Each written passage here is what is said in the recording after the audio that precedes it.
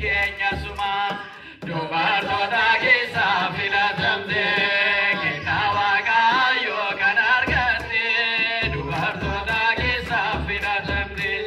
kenna Waaqayyoo kan argatte gammadii yeroo hundumaa gammadii yeroo hundumaa yaa Maariyaami yaa giftii koo ati keenya suma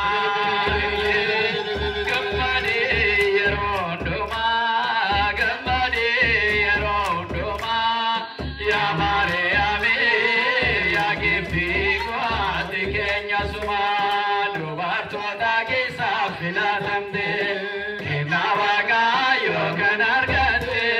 dubartoota keessaa filatamte kenna Waaqayyoo kan argatte gammadii yeroo hundumaa